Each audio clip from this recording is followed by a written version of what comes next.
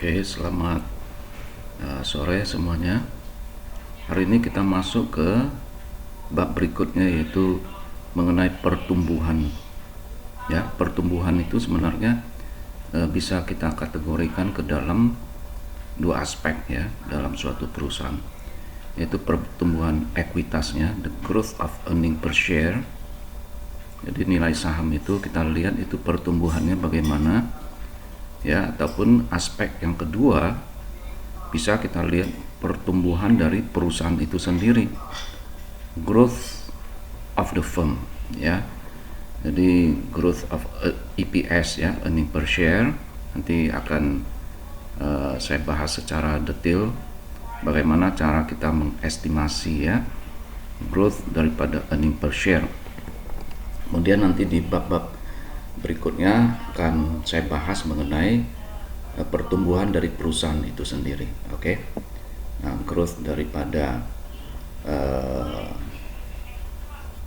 operational ya, profit ya. Jadi kalau ini growth daripada net income ya. Tapi kalau kita mau melihat pada pertumbuhan perusahaan itu growth daripada laba kotor perusahaan itu ya. Nah, itu akan kita bahas di bab-bab berikutnya. Oke. Nah, untuk bab ini fokus kita adalah ke growth daripada EPS ya. Bagaimana kita bisa mengetahui pertumbuhan yang terjadi di dalam suatu perusahaan? Nah, ada 3 cara ya untuk mengukur pertumbuhan. Bisa dengan memakai data historis, yaitu yang kita sebut dengan historical growth. Itu metode yang pertama. Metode yang kedua bisa juga dengan melihat perkiraan ya, estimasi pertumbuhan yang mana kita dapatin dari analis ya. Jadi kita bisa membeli data-data mengenai pertumbuhan di dalam suatu perusahaan itu dari analis. Oke. Nah, itu ada kelebihan, ada kekurangan untuk masing-masing metode ini. Nah, yang lebih mempertimbangkannya, yang memperkirakan pertimbangan untuk semua aspek itu adalah yang kita sebut dengan fundamental growth ya. Jadi melihat kepada fundamental di dalam perusahaan itu. Oke. Nah, itu akan menjadi fokus ya di dalam apa yang akan kita bahas ya di dalam mata kuliah ini, yaitu ke fundamental growth-nya. Oke.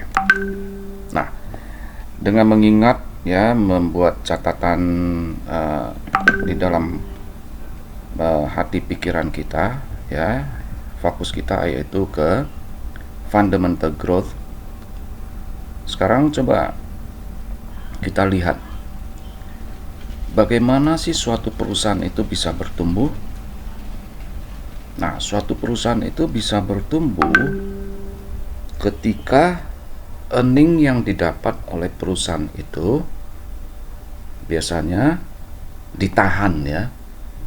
Nah, laba yang ditahan ini yang kita sebut dengan retained earnings, ataupun nanti akan kita pakai rasionya, yaitu retention ratio, yaitu retained earnings dibagi dengan net income. Nah, itu sebenarnya berdampak terhadap pertumbuhan daripada EPS ya suatu perusahaan itu. Jadi semakin besar retention ratio yang ada di dalam suatu perusahaan, maka semakin besar growth daripada EPS-nya. Oke. Nah, itu faktor pertama yang berdampak ya terhadap growth daripada EPS-nya.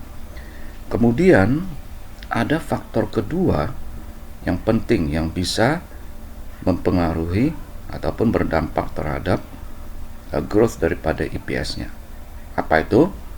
Itu tidak lain tidak bukan adalah return on equity-nya. Oke.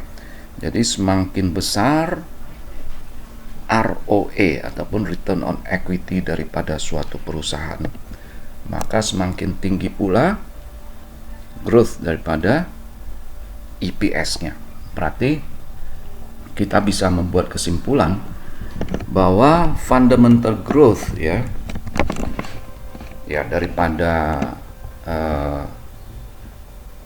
EPS ya suatu perusahaan. Jadi yang kita bisa notasikan dengan GEPS itu sama dengan retention ratio dikalikan dengan ROE-nya. Jadi GEPS itu sama dengan B dikalikan dengan ROE. Oke. Nah, untuk detailnya nanti kita akan langsung aplikasikan ke soal-soal baik contoh maupun ke soal-soal latihan.